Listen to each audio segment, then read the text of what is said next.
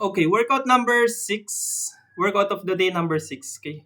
Ang first exercise is called split squat hops. Yun yung beginner level. Tapos yung intermediate and advanced level niya, split squat jumps. Okay? So, ang split squat hops, split squat, di ba? Ganito. So, all you just need to do is hop. Yan. Split squat hop.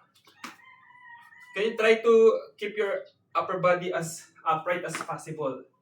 One side muna yan ha, one side. After that, after 30 or 15 seconds, you go to the other leg. Yan. Ang split squat jump, meron na siyang alternate. May jump na siya, jump. Okay? Don't forget, don't go too high, too far. Split squat, naka 90 degrees.